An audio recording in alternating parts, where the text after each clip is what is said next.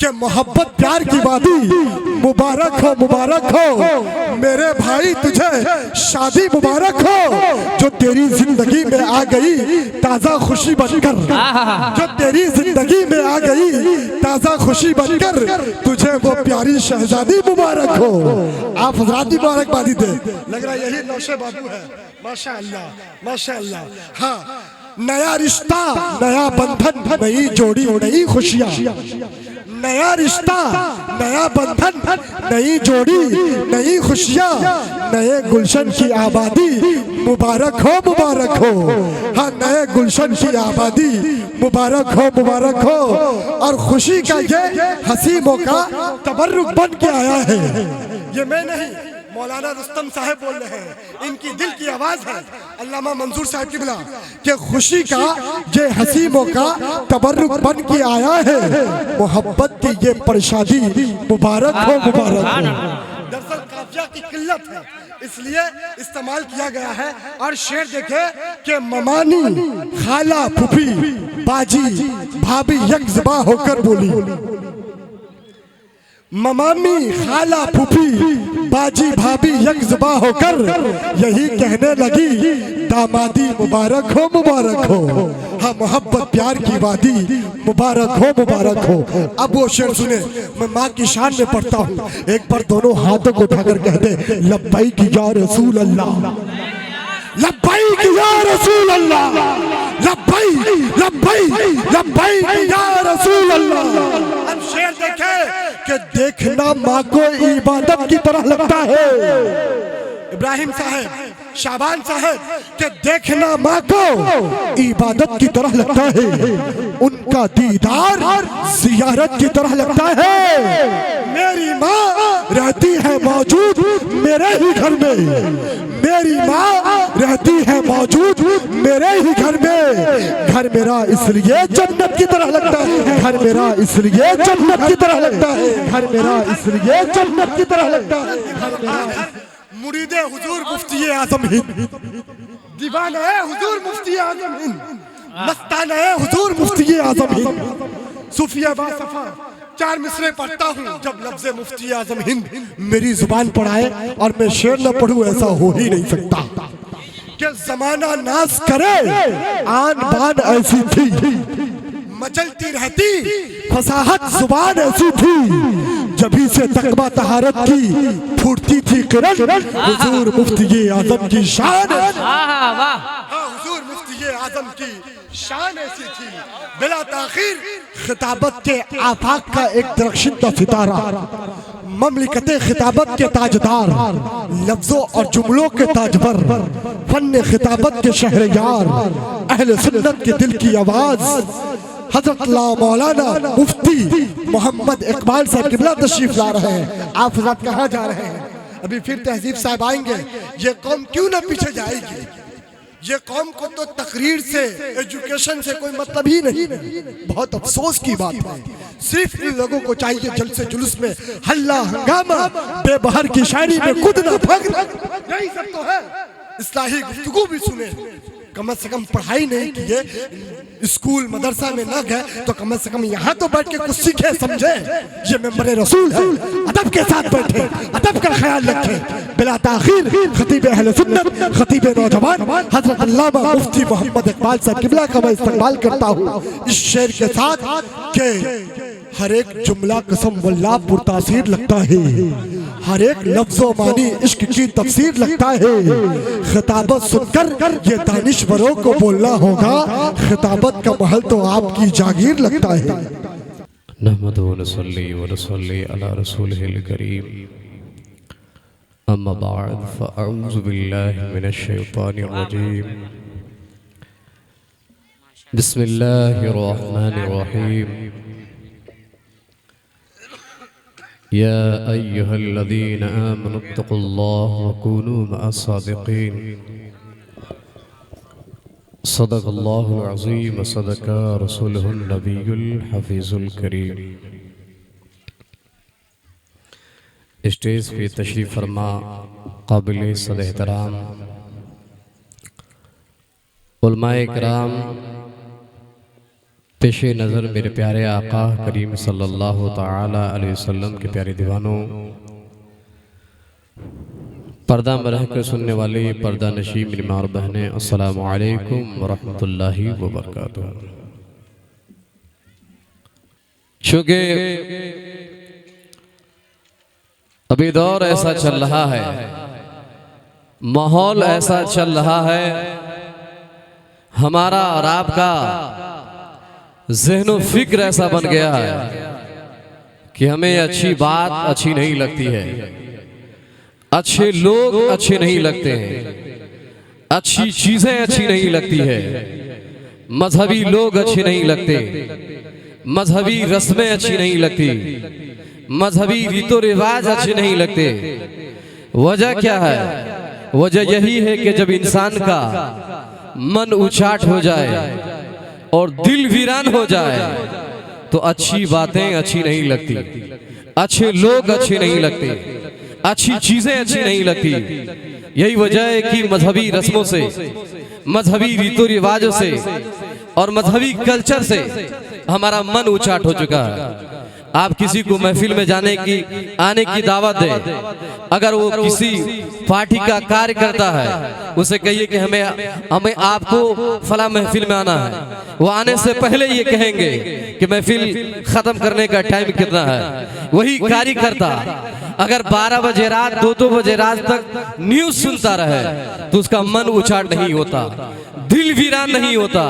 लेकिन मजहबी महफिल में आने से गुरेज करते हैं, भागते हैं, क्योंकि उन्हें मजहबी चीजों से उस तरह लगाव नहीं है। मेरे प्यारे आका करीम सल्लल्लाहु ताला अलैहि वसल्लम के प्यारी दीवानों, वजह यही है कि इंसान अगर 2-2 बजे रात तक मोबाइल चलाता रहे तो मन उचाट नहीं होता, दिल वीरान नहीं होता। लेकिन अगर हमारा इमाम जुमा में 10 मिनट ज्यादा तकरीर कर दे, मन उचाट होने लगता है, दिल वीरान होने लगता है, इधर उधर देखने लगते हैं।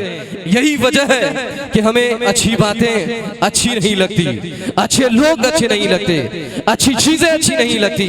आज से 1400 साल पहले जो बीमारी चली थी, जो जरासीम और जो कैंसर की बीमारी चली थी, आज वो फिर से हमारे समाज के दरमियान वो बीमारी चलती हुई नजर आ रही है। मेरे प्यारे आका करीम सल्लल्लाहु अलैहि वसल्लम के प्यारे दीवानों, वो बीमारी क्या थी?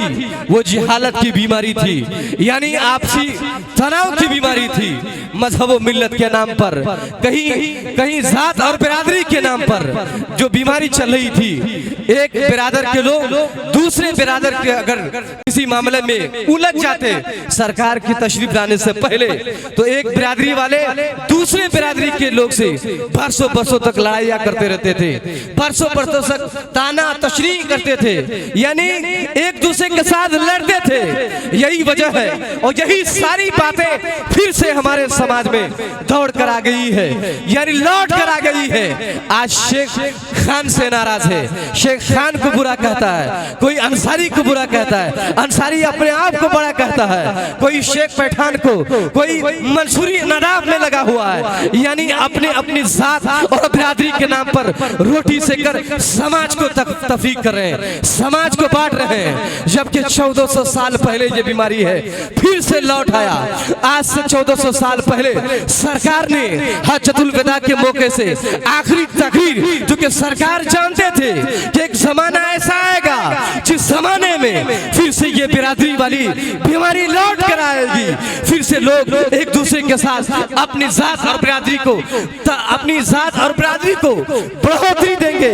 यही वजह है कि 1400 साल पहले सरकार ने फरमाया था हज्जतुल विदा के मौके से, ऐ मुझसे प्यार करने वालों, ऐ मुझे मानने वालों, याद रखो कोई काला किसी गोरे से अफजल नहीं है, कोई गोरा किसी काले से अफजल नहीं है, कोई जात किसी जात से अफजल नहीं है, कोई बिरादरी किसी बिरादरी से अफजल नहीं है। यानी 1400 साल पहले जो फार्मूला सरकार ने बताया था उस फार्मूले को हम भूल गए। यही वजह है कि हर गांव में, हर समाज में, हर जात में, हर एक बिरादरी के लिए अलग अलग मस्जिदें बन रही है, अलग अलग मदरसा बन रहा है। लोग परेशान हैं, अपने अपने जात और बिरादरी के नाम पर तकरार हो रहा है। मुसलमान टारगेटेड किया किया जा रहा है। मुसलमान एक अपने आप में इंतशरात का शिकार बनता जा रहा है।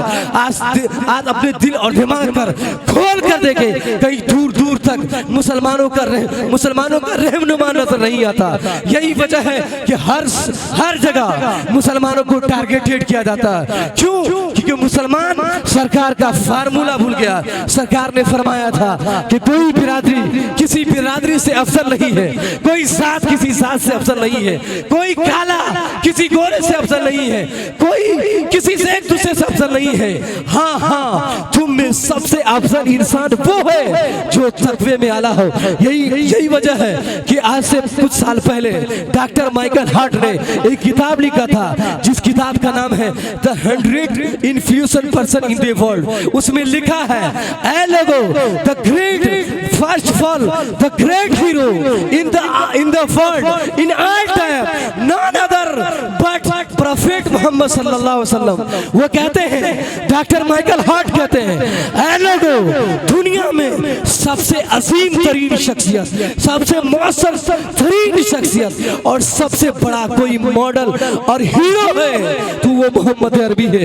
यानी जिसका रहनुमा सबसे बड़ा हो, जिसका रहनुमा सबसे मौसर तरीन हो, जिनका रहनुमा सबसे असर अंगेज हो, लेकिन उसके मानने वाला, उसका फॉलोवर इतना घटिया है। किसी राइटर ने, गोरे ने कहा था, Islam is the best religion in the world, बस सब मुस्लिम आर बेस्ट। यानी वो कहते हैं इस्लाम दुनिया का सबसे अजीम तरीन मजहब है, लेकिन उसके फॉलो करने वाला, उसके मानने वाला इस कदर घटिया और बदतमीज नजर आता है। जहीं दूर दूर तक ये अपने लिबास से, अपने कल्चर से, अपने बातों से दूर दूर तक इसके अंदर इस्लाम का और मजहब इस्लाम का, मोहसिन इंसान का असर उन लोगों में नजर नहीं आता। यही बात है कि एक पंडित ने किताब लिखा, जिस किताब का नाम है अरब का चांद। उस पंडित का नाम है स्वामी लक्ष्मी प्रसाद। आप सोचिए तो सही, एक पंडित ने किताब लिखा जिस किताब का नाम है अरब का चांद। वो किताब नेट पे मौजूद है,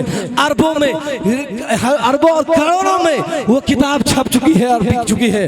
जब उस पंडित से सवाल किया गया, ए पंडित, तुमने इस किताब को लिखा, सरकार की शान में ये किताब को लिखा, बड़ी बेहतरीन किताब है, लाजवाब किताब है, बड़ी शानदार किताब है, तुम मुसलमान क्यों नहीं हो जाते? क्योंकि सरकार के हर पहलू पर तुमने नजर रखा है, सरकार की हमेशा तुमने तारीफ की है।